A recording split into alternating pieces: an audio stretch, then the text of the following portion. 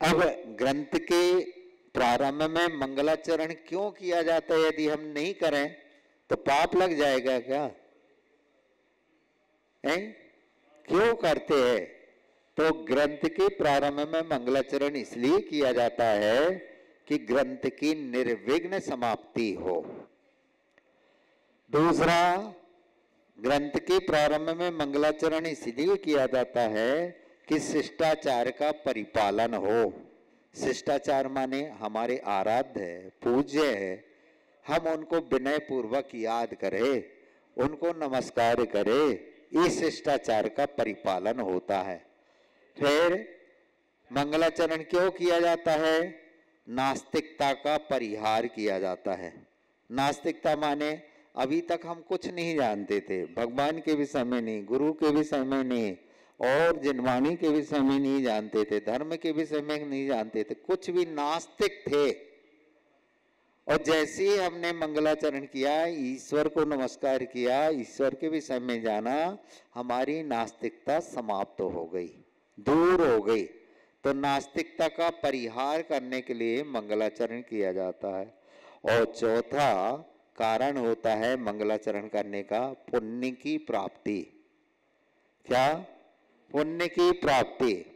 और पांचवा कारण होता है ग्रंथकार के उपकार को मानना। ग्रंथकार ने जो हमारे ऊपर उपकार किया है, यदि ग्रंथकार इष्टोपदेश नहीं लिखते तो क्या हमें आत्मा के विषय में मालूम होता, शरीर के विषय में मालूम होता, आत्मा और शरीर आपस में भिन्न भिन्न है इसके विषय में मालूम होता? कुछ भी नहीं मालूम होता। तो मंगलाचरण किया, ग्रंथ प्रारंभ किया, तो ये हमारे ग्रंथकर्ता जो हमारे पूज्यपाद स्वामी हैं, उनके प्रति हमारा उपकार हो गया कि उन्होंने हमारे ऊपर बहुत बड़ा उपकार किया। ठीक है ना? इस प्रकार से मंगलाचरण। अब एक बात और आती है कि जब हम कोई शास्त्र प्रारंभ करते हैं तो शास्त्र प्रारंभ करने के पहले कुछ बातों को ध्यान में रखना होगा। कोई भी शास्त्र है, चाहे पंडित जी के द्वारा लिखा हो और चाहे आचार्य महाराज के द्वारा लिखा हो और चाहे गणधर परमिष्टि के द्वारा लिखा गया हो। आप वो प्रश्न करेंगे कि महाराज जी गणधर परमिष्टि ने भी शास्त्र लिखा है? हाँ लिखा है, हम लोगों को भी नहीं मालूम थे, लेकिन पूज्यवर आचार्य श्री विद्यासागर जी ने महाराज ने कहा है कि गणधर परमिष्टि के द्वारा भी ग्रंथ लिखा गया है, और वो है प्रतिक्रमण, पाक्षिक प्रतिक्रमण, जो बड़ा वाला मुनियों के लिए लिखा गया है, वो आचार्य गणधर परमिष्टि के द्वारा लिखा गया है। सबसे प्राचीन ग्रंथ माना जाता है। तो ऐसे गणधर परमिष्टि के द्वारा, आचार्य परमिष्टि के द्वारा और साधु और विद्वानों के द्वारा जो ग्रंथ लिखे गए हैं, यदि हम उन ग्रंथों का स्वाध्याय करना चाहते हैं तो हमें कौन कौन सी बातें ध्यान में रखना होगा, कौन सा ग्रंथ स्वाध्याय करने योग्य हैं, कौन से पंडित के द्वारा स्वाध्याय करने योग्य ग्रंथ हैं, तो इसमें आपको 5 या 6 बातें आपको ध्यान में रखना होगी।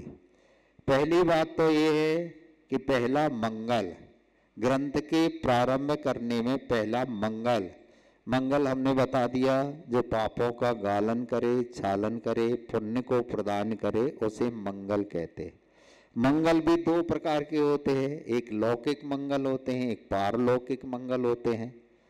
अब मंगल में लौकिक मंगल क्या है? पीली सरसों है, पीले चावल हैं, कुंवारी कन्या है, भरा हुआ कलश है, होते कि नहीं ये मंगल? इनको शुभ मानते हैं। यदि गाय बछड़े को दूध पिला रही है दाएं हाथ साइड, तो वो भी मंगल स्वरूप है।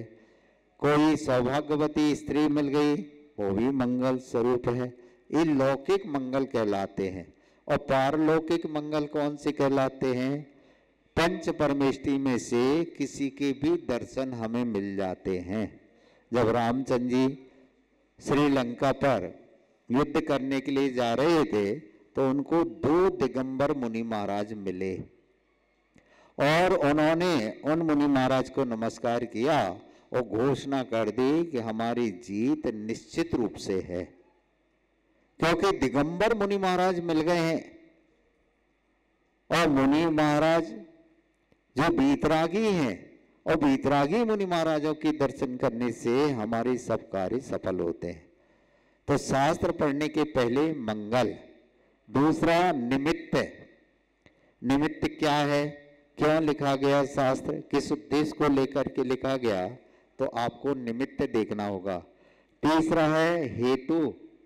हेतु का फल, ग्रंथ के अध्ययन करने के बाद में क्या फल मिलता है, तो ग्रंथ का अध्ययन किया, आत्मा के परिणामों में विशुद्धि आई, यही हेतु है। आई समझ में? पहला मंगल, दूसरा निमित्त, तीसरा हेतु, चौथा कर्ता का नाम मालूम होना चाहिए, ग्रंथ का कर्ता।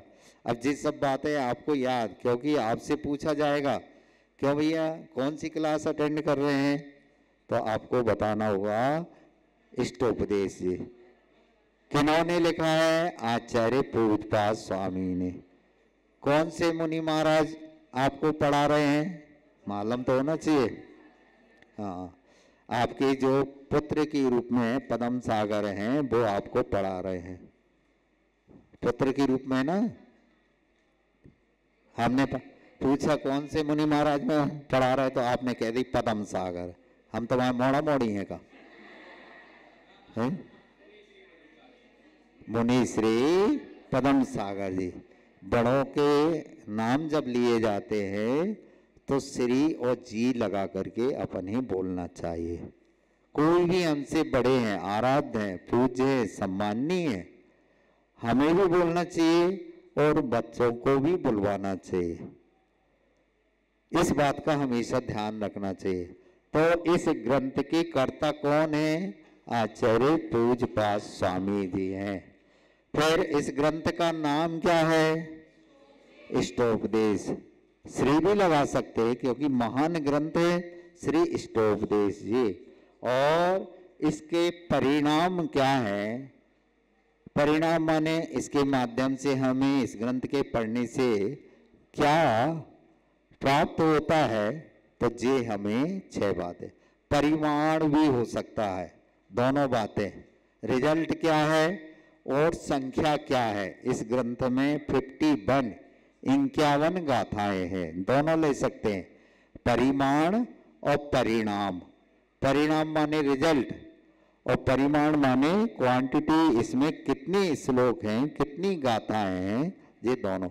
इस प्रकार से कितनी बातें हो गई आपकी?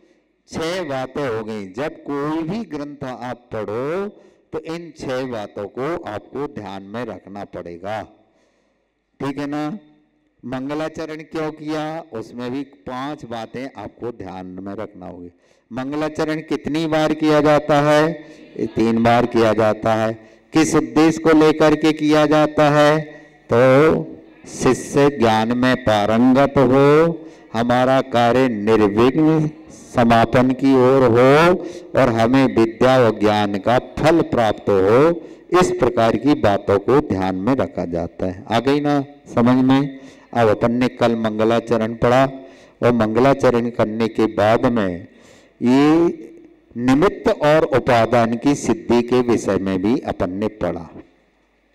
निमित्त क्या है और उपादान क्या है, हमने बहुत सरल भाषा में आपको समझाया था कि आत्मा की जो शक्ति होती है उसको उपादान कहा जाता है, और शरीर की शक्ति जो होती है या शरीर से संबंधित जितने पदार्थ होते हैं उनकी जो शक्ति होती है उसको निमित्त कहते हैं। उपादान अंतरंग होता है, निमित्त बहिरंग होता है। और जब तक उपादान और निमित्त एक साथ काम नहीं करेंगे तब तक हमारे कार्य की सिद्धि होने वाली नहीं है।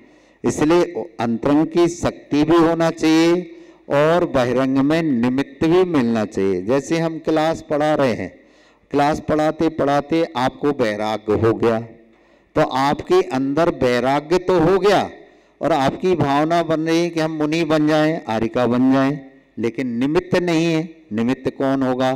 पदम सागर थोड़ी दीक्षा देंगे। कौन देगा दीक्षा? आचार्य श्री दीक्षा देंगे। अब आचार्य श्री है नहीं तो बाह्य निमित्त नहीं है, लेकिन अंतरंग में भावना बन रही है। और आचार्य श्री मिल गए और आपकी भावना नहीं बनी तो भी काम नहीं बनेगा। आपकी भावना रहे और आचार्य श्री मिल जाए और आप दीक्षा धारण कर लें तो कार्य की सिद्धि हो गई ना। तो ऐसे कार्य की सिद्धि होती है। स्वर्ण पाषाण का उदाहरण दिया है कि खदान में स्वर्ण पाषाण डला हुआ है और बहुत वर्षों से डला है। क्या आपने उसका उपयोग किया? क्यों किया? नहीं किया। क्यों नहीं किया? क्योंकि हमें मालूम ही नहीं। जब हमने खदान खोदी और उसमें वो पत्थर मिला और पत्थर को हमने निकाला और उसके कूड़ा करकट को हमने दूर किया, धोया, अग्नि पे तपाया, तब जाकर के हमें मालूम पड़ा कि इसमें स्वर्ण है। गंदगी को दूर कर करके, अशुद्धि को दूर करके जो अन्य पदार्थ मिले हुए थे उनको दूर किया, तब जाकर के हमें शुद्ध स्वर्ण की प्राप्ति हुई। स्वर्ण तो पड़ा था, लेकिन सुनार आया, उसने निकाला, उसको धोया, उसको गर्म किया और फिर शुद्ध स्वर्ण की प्राप्ति हुई। यदि स्वर्णकार नहीं आता, सुनार नहीं आता, तो वो बरसों पड़ा रहता, सोना बनता क्या? भले ही उसके अंदर सोना बनने की क्षमता थी, लेकिन नहीं बन सकता। तो उसको निकालना पड़ेगा, सुनार को धोना पड़ेगा, अग्नि पर गर्म करना पड़ेगा। ये सब वस्तुएं निमित्त कहलाती हैं और उसके अंदर जो स्वर्ण बनने की क्षमता है वो उपादान कहलाती है। उसी प्रकार से ये संसारी प्राणी भी क्या है? मुक्त है, सिद्ध है, अनंत गुणों का भंडार है, लेकिन फिर सिद्ध क्यों नहीं बन रहा है? क्योंकि इसके अंदर कसाय हैं, पाप हैं, व्यसन हैं, राग द्वेष हैं, कर्म हैं, जिसके कारण यह सिद्ध नहीं बन पा रहा है। अब क्या है? आचार्य गुरुदेव विद्यासागर जी इस दुनिया में आए, उनकी शिष्य मंडली आई और शिष्य मंडली ने शिविर लगाया और वो आपको उपदेश दिया। उनके उपदेश को सुन करके आपके अंदर वैराग्य हो गया। अब वैराग्य हो गया, दीक्षा धारण कर ले और दीक्षा धारण करके आप क्या हो गया? राग द्वेष से रहित हो गए, कसाय से रहित हो गए, पापों से रहित हो गए, आप शुद्ध हो गए। हो गए कि नहीं? अभी तो नहीं हुए, अभी तो प्रारंभ है, लेकिन शुद्ध हो जाएंगे एक ना एक दिन। तो बाहरी निमित्त मिले, उन निमित्तों के माध्यम से हमारे अंदर शुद्धता आती है। तो आचार्य पूजपाठ कहते हैं कि कौन से बाहरी निमित्त मिलना चाहिए? तो द्रव्यादि स्वादि संपत्ता, द्रव्यादि सुद्रव्य होना चाहिए, फिर सुकाल होना चाहिए, सुक्षेत्र होना चाहिए और सुभाव होना चाहिए और सुभाव होना चाहिए। सब सु होना चाहिए, कु नहीं होना चाहिए। कु माने बुरा और सु माने अच्छा, है ना? सु माने क्या? अच्छा, कु माने क्या? बुरा। ठीक है ना? ये धारणा बना करके चलो। अब आपके यहाँ लड़की के श्रीमान जी आ गए, लड़की के शादी हो गई और उनके जो पतिदेव है, क्या कहते हैं उनको? दामाद। और क्या कहते हैं? जमाई साहब। और क्या कहते हैं? कुंवर साहब। लाला जी भी कहते हैं, कुंवर साहब भी कहते हैं। कुंवर साहब भी कहते हैं कि नहीं कहते हैं? अब महाराज जी ने कह दिया कु माने बुरा और सु माने अच्छा। भैया जी कुंवर साहब आ गए, कु लगा है, भैया इनको निकालो, इनकी आओ भगत नहीं करो, इनका सम्मान नहीं करो। महाराज जी ने कह दिया जिनके आगे कु लगा है वो बुरा है। अब क्या है? बाहर घूम रहे थे, अंदर खाने की पीने की वस्तुएं रखी थी, तो आ गए कौन? 12 थन वाले। कौन है 12 थन वाले? हाँ, सुअर साहब आ गए, PIG साहब आ गए, आइए साहब, बैठिए साहब, क्या लेंगे, आओ भगत करने लगे। क्योंकि महाराज जी ने कह दिया था जिनके आगे सू लगे वे अच्छा मानते हैं, जिनके आगे कू लगे उनको बुरा। तो हर जगह हर एक बात घटित नहीं होती है, नहीं तो सब जगह लगा दो। समझ में आई ना? नहीं तो फिर सुअर का सम्मान करना पड़ेगा आपको। यहां पर सु का मतलब है सम्यक, अच्छी तरह ये द्रव्य हमें प्राप्त हो, काल प्राप्त हो, क्षेत्र प्राप्त हो, भाव प्राप्त हो और भाव प्राप्त हो, तब जाकर के जो संसारी आत्मा है, अशुद्ध आत्मा है, यदि सुद्रव्य सुकाल सुक्षेत्र प्राप्त हो गया तो वही अशुद्ध आत्मा एक दिन शुद्ध आत्मा बन जाएगी। आ गई समझ में? किसी की समझ में नहीं आए हो तो बताओ। निमित्त और उपादान दोनों एक साथ चलते हैं। एक गाड़ी के दो पहिए हैं। आपने कभी एक पहिए वाली गाड़ी देखी है? कोई बताओ। एक पहिए वाली गाड़ी देखी है? दो से अधिक तो देखी है, लेकिन एक पहिए वाली नहीं देखी। देखी है महाराज जी। कहाँ देखी है? सर्कस में जो जोकर चलाते हैं ना, एक पहिए की, देखी है? लेकिन उसको बाइसिकल नहीं कहते, उसको साइकिल नहीं कहा गया है। साइकिल जब भी होगी, बाइसिकल जब भी होगी, दो पहिए से अधिक वाली होगी और दोनों पहिए एक साथ काम करना होगा, तब जाकर के वो साइकिल चल सकती है। और दोनों पहिए चल रहे हैं, एक पूरब में जा रहा है, एक पश्चिम में जा रहा है, तो साइकिल चलेगी? नहीं चलेगी। जब दोनों पहिए एक साथ एक ही दिशा में चलेंगे तब जाकर के वो साइकिल चलेगी। अब पीछे का रिंग पूर्व में जा रहा है और आगे का रिंग पश्चिम में जा रहा है, तो आप गंतव्य तक पहुंच पाओगे? नहीं पहुंचगा। अब हमारा उपादान है मुनि बनने का और निमित्त मिल रहे हैं संसारी बनने का। मम्मी कह रही है ब्याह करवाओ, मोड़ा मोड़ी वो करो, दुकानदारी करो। अब बाहर के निमित्त अलग हैं और अंतरंग में मुनि बनने की भावना है, तो क्या आप मुनि बन सकते हैं? नहीं बन सकते हैं। अंतरंग में मुनि बनने की भावना है और मम्मी भी कह दे हाँ बेटा चले जाओ मुनि बन जाओ, पापा भी कह दे, भैया बहन भी कह दें कि मुनि बन जाओ, तो बाहर के निमित्त भी मिल गए और अंतरंग के निमित्त भी मिल गए और दोनों मिल करके हम मुनि बन गए। तो बहिरंग से भी और अंतरंग से भी दोनों कारण जब मिलेंगे तब कार्य की सिद्धि होगी। बाहर अलग कारण है और अंतरंग में अलग कारण है, तो कार्य की सिद्धि नहीं होने वाली है। तीसरे पद के माध्यम, हाँ, शरीर आदि जितने भी बाहरी पदार्थ हैं वो सब निमित्त में लिए जाते हैं और आत्मा की जो शक्ति है उसको उपादान शक्ति कहा जाता है। तीसरा देखते हैं, वरम व्रतई पदम दैवम ना व्रतैवत नारकम छाया तपस्थयोर्भेदा प्रतिपालयतोर्महा। कल हमने इसका उच्चारण करवाया था, आज हम अर्थ देखते हैं। व्रतों की सार्थकता बहुत सुंदर, एक एक श्लोक वेरी वेरी वेरी इंपॉर्टेंट हैं, वेरी इंपॉर्टेंट है।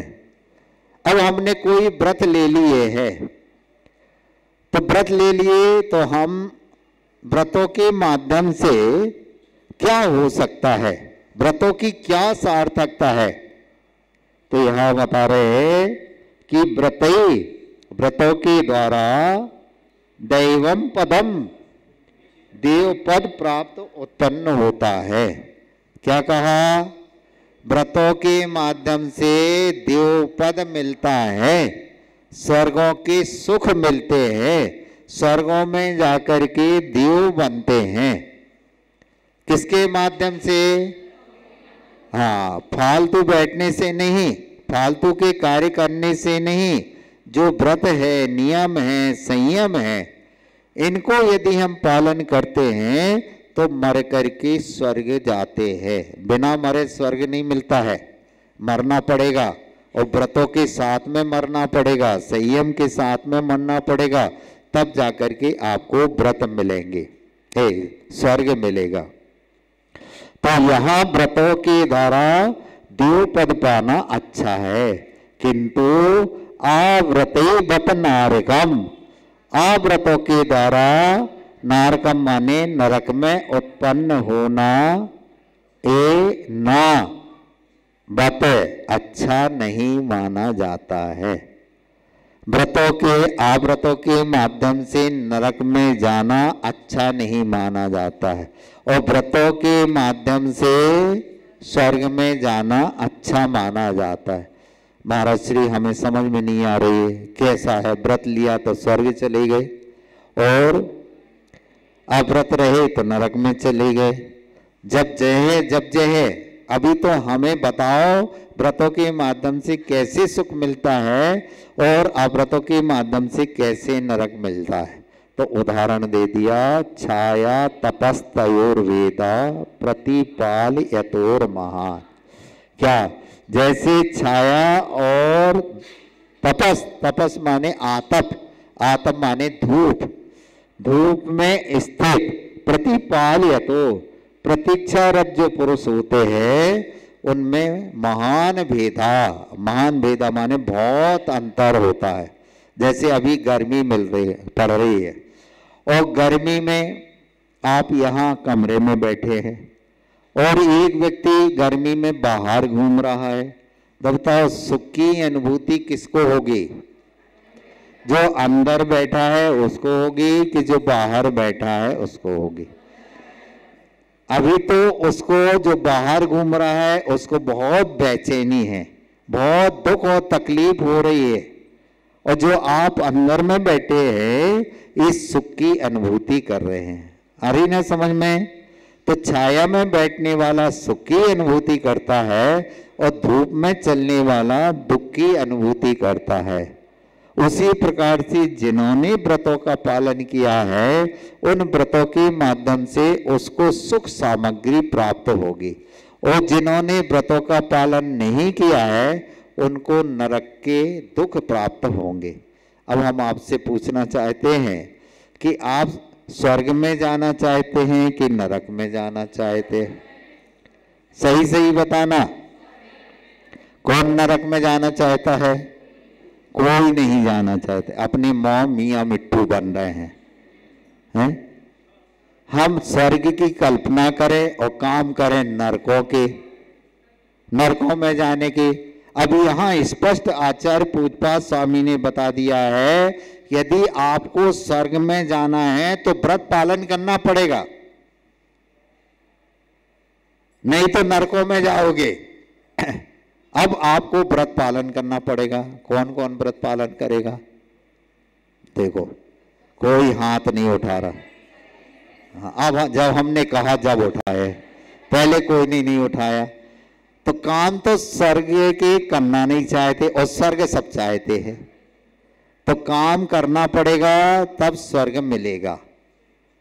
काम करोगे नहीं तो स्वर्ग नहीं मिलने वाला। काम कौन सा करना है? व्रत है, नियम है, संयम है, पूजन पाठ है, सट आवश्यक है, मूल गुण आदि है, ये सब आपको पालन करना पड़ेगा, तब जाकर के आप स्वर्ग जा सकते हैं। फ्री फोकट में नहीं मिले।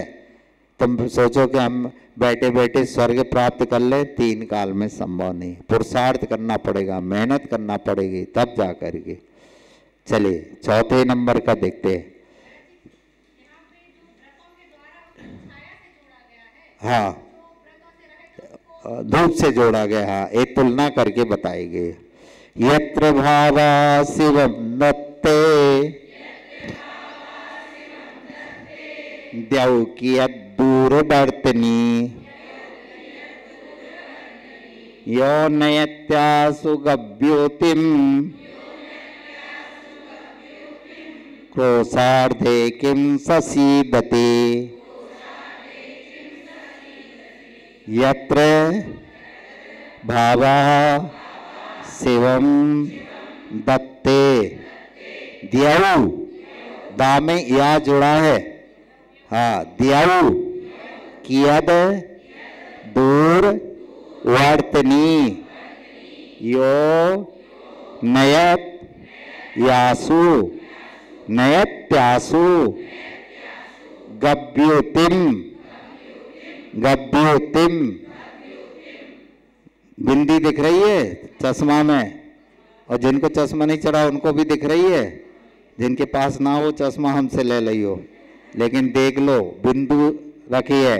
गभ्युतिम क्रोशार्धे क्रोशार्धे किम सा सीदति सीदति यत्र भावा शिवम दत्ते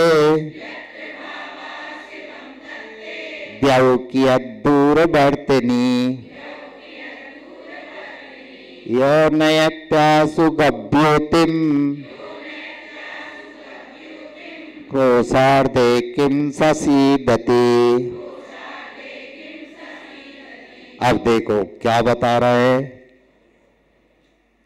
अब तुम चाहते तो बहुत ऊंची सी मांग करना चाहते हो, राजा महाराजाओं की सुख प्राप्त करना चाहते हैं, और काम हम कुछ नहीं करना चाहते हैं। तो यहां बता रहे हैं यत्र भावा, जो आत्मा के भाव है, शिवम दत्ते मोक्ष प्रदान करने वाले हैं। कौन? आत्मा के जो भाव है, और पहले के श्लोक से इसको जोड़ा गया है। कौन से भाव होंगे? जो व्रत है, नियम है, संयम है, ये आत्मा के भाव है, और इन भावों के द्वारा हमें मोक्ष की प्राप्ति होने वाली है। द्यौ, तो जिन भावों से हमें मोक्ष की प्राप्ति होती है, तो क्या द्यौ माने होता है स्वर्ग। किया दूरवर्तिनी, कितनी दूर हो सकता है? जब हमें मोक्ष की प्राप्ति है जिन भावों के माध्यम से, तो क्या उन भावों के माध्यम से हमें स्वर्ग की प्राप्ति नहीं हो सकती? यदि मोक्ष नहीं मिल रहा है तो हमें तो स्वर्ग मिलेगा, पक्का है, उन भावों के माध्यम से। अब जैसे हम अभी व्रत नियम संयम पालन कर रहे हैं, खूब मेहनत कर रहे हैं, खूब परिश्रम कर रहे हैं, तो क्या आपको मोक्ष की प्राप्ति होगी? मोक्ष की प्राप्ति होगी? बोलो ना जोर से, क्यों नहीं होगी? क्योंकि पंचम काल चल रहा है, हीन सैनन चल रहा है, इसलिए पंचम काल में किसी भी प्रकार से मोक्ष की प्राप्ति नहीं होगी। अब मोक्ष की प्राप्ति नहीं हो रही तो क्या हम व्रत नियम संयम आदि पालन करना बंद कर दें? जब मोक्ष जाने ही नहीं है तो हम क्यों व्रत पालन करें, क्यों संयम धारण करें? तो कहते हैं कि यदि मोक्ष की प्राप्ति नहीं हो रही है तो उन भावों के माध्यम से आपको स्वर्ग की प्राप्ति निश्चित रूप से हो जाएगी। सुख तो मिलेगा, भले मोक्ष का नहीं मिल रहा है, लेकिन स्वर्ग का सुख तो मिल जाएगा। ठीक है ना? अब ये भी समझ में नहीं आ रही है कैसे मोक्ष की प्राप्ति नहीं हो रही, कैसे स्वर्गी? तो उन्होंने उदाहरण, देखो हर श्लोक में उदाहरण के माध्यम से समझाया। यो नयत्यासु गभ्युते क्रोशार्धे किम ससीदति। क्या कहा? यह गभ्युति, जैसे कोई मनुष्य है, गभ्युति माने 2 कोष, 2 कोष माने एक कोष में कितने मील होते हैं? 4 मील, 3 है या 4 है, जितना भी हो, एक कोष में यदि 2 कोष वो चल रहा है, आंसू नयति, आंसू माने होता है शीघ्र, जो आंखों में आते हैं जी आंसू नहीं, आंसू माने शीघ्र। कुछ आंसू कवि होते हैं, आंसू कवि माने जो रोने लगते हैं, कविता कहते कहते आंखों में आंसू आ जाते, वे कहलाते। आंसू माने जो तुरंत कविताएं बना दे, 1 मिनट नहीं लगे और तुरंत कविताएं बनाते, उनको आंसू कवि कहते हैं। तो यहाँ आंसू का मतलब है शीघ्र, नयति माने ले जाता है, 2 कोस तक वह भार को ले जाता है। सहा माने वह, क्रोशार्धे, क्रोशार्धे माने कोस, अर्धे माने आधा। क्या वह आधा कोस उस भार को नहीं ले जा सकता है? जब वह 2 कोस तक कोई भार को ले जा सकता है तो क्या वह आधा कोस उस भार को नहीं ले जा सकता है? अब हमने कही भैया तुम्हें पलंदी जाना है, हमारा चले जा रहा है, अरे यार अब रहने दो पलंदी नहीं, तुम तो ये वाला सामान यहाँ बाहर जो मंदिर का गेट है वहां पर तक रख दो। अरे महाराज वहां नहीं रख सकते। अरे भगवान तुम पलंदी तो जा सकते हो और मंदिर के दरवाजे तक तुम सामान नहीं रख सकते हो, यहां तुम दुख तकलीफ बता रहे हो। ऐसा होता है क्या? जब तुम 2 कोस तक वस्तु को ले जा सकते हैं तो आधा कोस ले जाने में कोई दिक्कत नहीं। जब तुम मोक्ष जा सकते हो तो क्या उन भावों के माध्यम से स्वर्ग की प्राप्ति नहीं हो सकती है? मोक्ष नहीं मिल रहा तो स्वर्ग तो मिलेगा ही, पक्का है, गारंटी है। क्या सुना? भले ही पंचम काल में मोक्ष की प्राप्ति नहीं।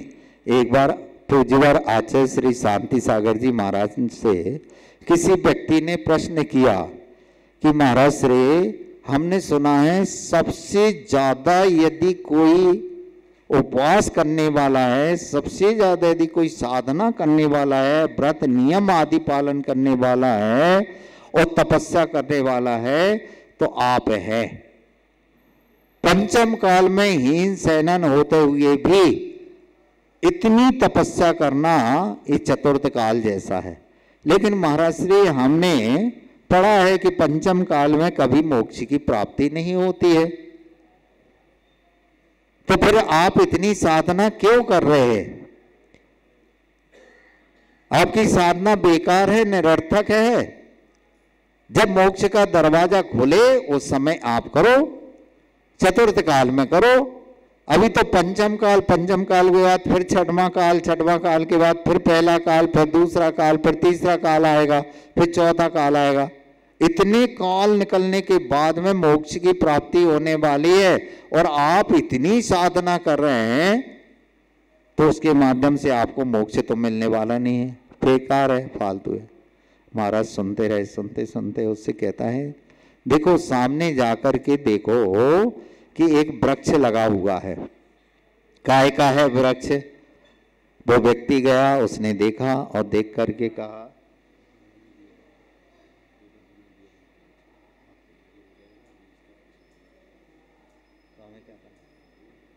अच्छा हाँ आपका पेपर बन गया है और कक्षा के बाद में आपकी परीक्षा होगी। सही बात है, पंडित जी जो कर रहे हैं, कम से कम हम लोग इतनी गर्मी में मेहनत कर रहे हैं, परिश्रम कर रहे हैं तो उसका फल मिल रहा है कि नहीं?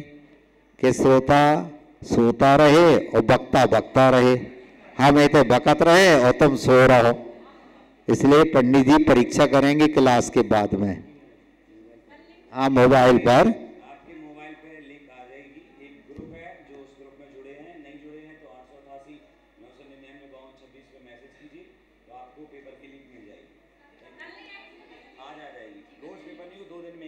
हाँ ठीक है, ठीक है ना। तो वहां शांति सागर महाराज से पूछा तो महाराज ने कहा सामने वृक्ष देख करके आओ। तो उन्होंने कहा आम का वृक्ष है। फिर महाराज ने कहा देख करके आओ उसमें फल लगे कि नहीं? अरे महाराज वो तो अभी अभी का है, 1 हाथ है, उसमें फल कैसे आए? सुनो बहुत अच्छा उदाहरण, 1 हाथ का वृक्ष है उसमें फल कैसे आएंगे? अरे देख करके तो आओ, कोई जादू हो जाए हैं और उसमें फल ऑटोमेटिक आ जाए, देख करके आओ। जैसे आपके घरों में आ जाते ना वो प्लास्टिक के लटके रहते, कई बार हमें कंफ्यूज हो जाते हैं कि बताओ इनने से ऊपर लटका के रहे, हमें चला नहीं रहे और ऊपर लटका के रख दे। बाद में पूछते हैं तो कहते हैं प्लास्टिक के हैं महाराज जी। तो ऐसे ही उस वृक्ष में फल तो नहीं आ गए जादू के माध्यम से, कोई रिद्धिधारी मुनि महाराज, कोई तीर्थंकर आ गए हो उनके माध्यम से आ गए। तो उसने कहा महाराज जी पंचम काल चल रहा है और ऐसे फल नहीं आते। कब आएंगे फल? जब इसमें पानी देंगे, धूप देंगे, रखवाली करेंगे, खाद डालेंगे, जब जाकर के 70 वर्ष बाद इसमें फल आएंगे। 70 वर्ष बाद? हाँ महाराज 70 वर्ष। अब के नहीं, अब के तो आप क्या है, बीज बो और 6 महीने 1 साल में आपको फल की प्राप्ति हो जाएगी। इतनी स्पीड में होने लगे आजकल के वर्तमान समय में। अब आप देखो, लौकी रहती है, छोटी छोटी सी लौकी लेके आओ और रात में उसमें एक इंजेक्शन रख दो, सुबह जाकर के इतनी बड़ी लौकी हो जाएगी। हो जाती कि नहीं? हाँ, तो लौकी यही में हुई है, तुम्हारे को मोड़ा मोड़ी पैदा हो गए और इंजेक्शन लगा दो और सुबह देखो तो 16 साल को बच्चा होगा। शादी की चर्चा होने लगी, उनमें नहीं हुई है, नहीं तो तुम उसमें भी लगवा दो। तो यहां पर 70 साल बाद उसमें फल आएंगे। हाँ 70 साल, महाराज जी ने कहा जैसे 70 साल बाद उसमें फल आएंगे, लेकिन अभी से हमने उसकी सुरक्षा की, खाद दिया, पानी दिया, प्रकाश दिया, रखवाली की, जब जाकर के वही पौधा बड़ा होगा और वही फलीभूत होगा। उसी प्रकार से भले ही पंचम काल में हमें मोक्ष नहीं मिल रहा है, लेकिन हमने संयम का बीजारोपण पंचम काल में कर दिया। यही संयम का बीज बढ़ते बढ़ते बढ़ते बढ़ते जब चतुर्थ काल आएगा, तब चतुर्थ काल में जाकर के यह फलीभूत होगा और उस समय हम पैदा होंगे। 8 वर्ष अंतर मुहूर्त में मुनि बनेंगे, मुनि बन करके तपस्या करेंगे और मुक्ति को प्राप्त हो जाए। लेकिन बीज अभी बोया है, समझ में आया ना? हाँ, नहीं तो तुम कहो कि जब पंचम काल में मुक्ति नहीं मिल रही है तो हम फालतू में काय को उपवास करें, काय को पूजन पाठ करें, काय को व्रत नियम संयम आदि लें। नहीं, बीजारोपण तो करना पड़ेगा। ऐसा नहीं कि टिट फॉर टैट, तुरंत बीज बो और तुरंत फल की प्राप्ति हो गई। होता है? 3 काल में संभव नहीं। ऋषि कज मना तंकम दीर्घ कालोपलालितम नाके नाकौ कसाम सौख्यम नाके नाकौ कसामेव। ऋषि हंसी नहीं दिया है, देखो हा की बनावट देखो, हा में रा जोड़ा है, इसलिए ऋषि कज, ऋषि कज मना तंकम दीर्घ कालोप कालोप लालितम लालितम नाके नाकौ कसाम सौख्यम नाके नाकौ कसा मेव। ऋषि कज मना तंकम दीर्घ कालोपलालितम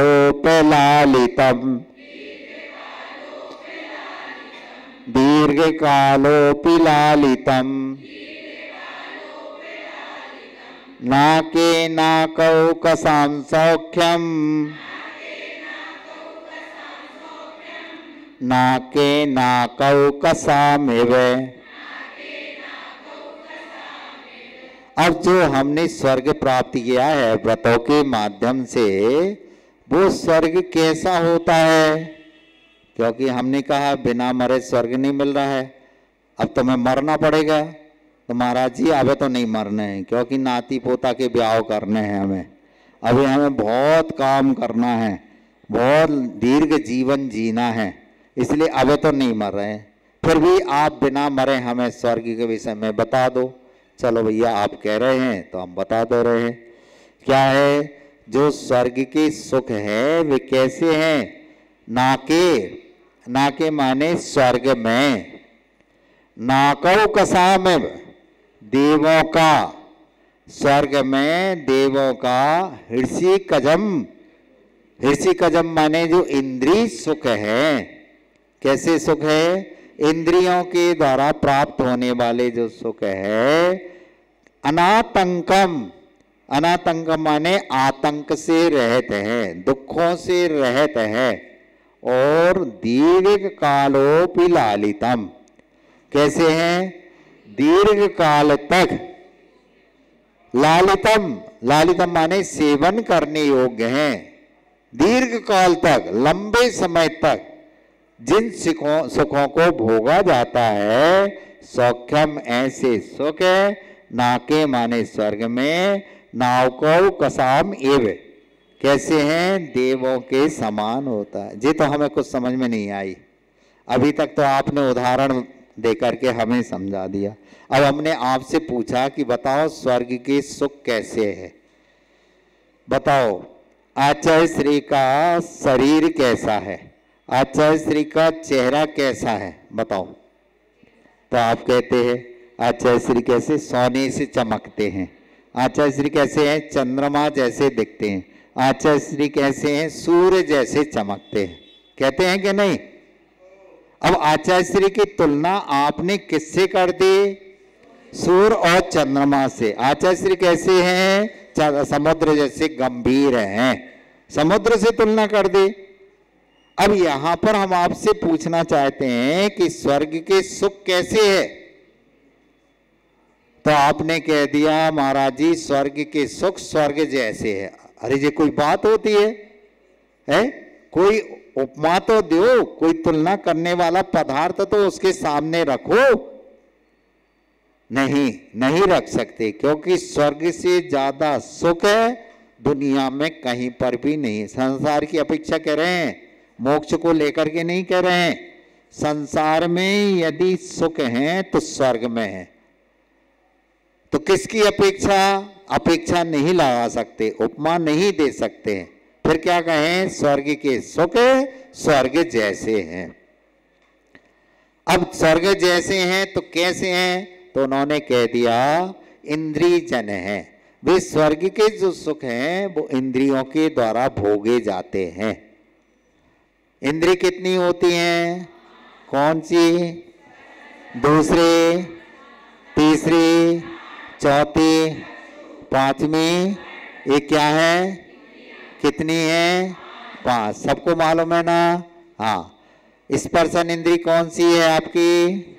शरीर, चमड़ी, या ऐसा कह दो 4 इंद्रियों को छोड़ करके जितना भी शरीर में मटेरियल है वो सब स्पर्शन इंद्रिय है। कौन कौन सी इंद्रिय छोड़ दो आप? आंख छोड़ दो, कान छोड़ दो, नाक छोड़ दो और मुंह छोड़ दो। इन 4 चीजों को छोड़ करके बाल हैं, नाखून है, चमड़ी है, खून है, पीप है, जितने भी मटेरियल पदार्थ हैं वे सब स्पर्शन इंद्रिय में आएंगे। समझ में आए? रसना, जीभ, कौन सी है जीभ आपकी? जी हैं, जिससे चाटते हो, खाते हो और बोलते हो, वो रसना। घ्राण, नाक, जिससे सूंघते हो, सुगंध और दुर्गंध का ज्ञान है। आंखें, जिससे देखते हैं, काला, पीला, नीला, हरा आदि। और कर्ण, जिनसे सुनते हो। सारे गधा पानी पी गए, सारे गामा पाधानी, ऐसे कहते हैं ना। हाँ, तो कैसे याद करेंगे? सारे गधा पानी पी गए। हाँ, तो एक कानों के माध्यम से सुनाई पड़ता है। ऐसी 5 इंद्रियां होती हैं। तो जो स्वर्ग के सुख हैं वो 5 इंद्रियों के द्वारा भोगे जाते हैं। अनातंकम, दुख से रहित हैं, माने वहां पर किसी भी प्रकार का कोई दुख नहीं है।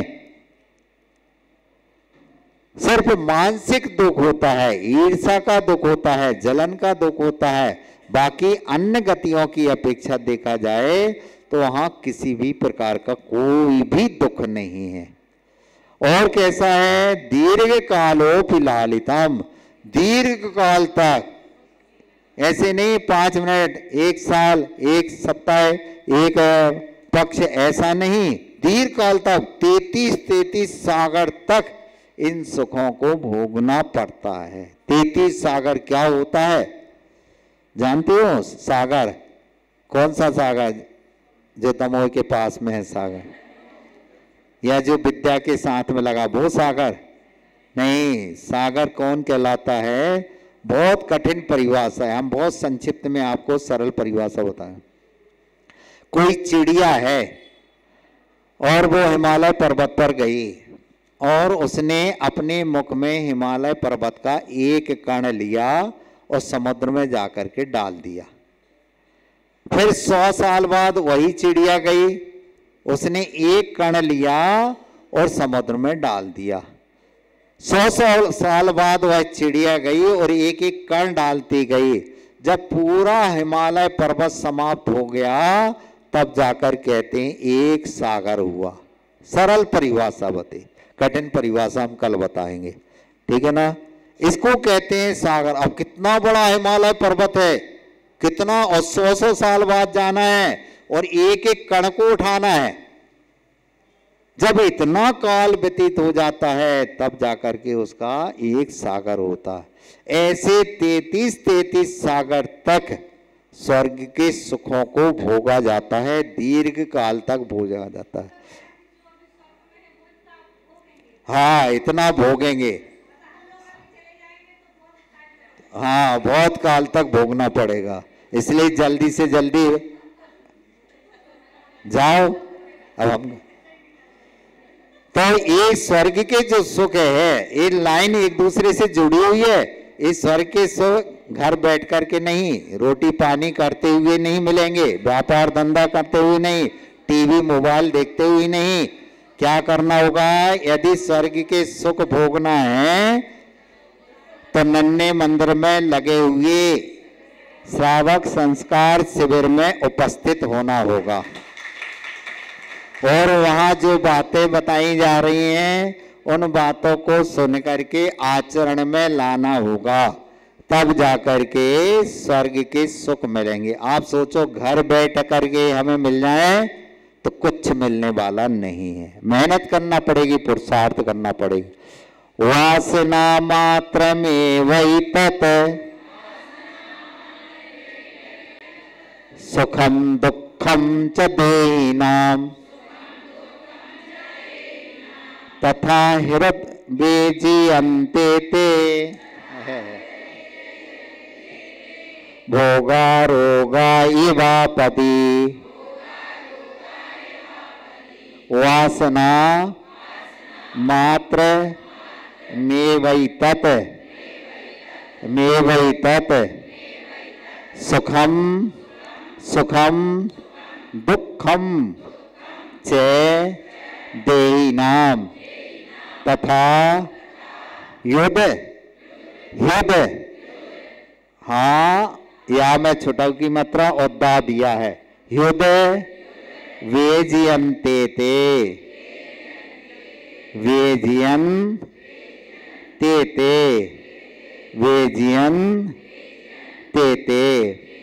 भोगा रोगा इवापदी। वासना मात्र में वही तत् सुखम दुखम च देहिनाम तथा ह्युद वेजीयन्ते ते भोगा रोगा इवापदी। जावाणी के ज्ञान ते सूजे लोकालो सोवाणी मस्तक नमो सदा देत को दो। हे जिनवाणी भारती तो जपो जिनमें जो तेरो शरणा गए सो पावे।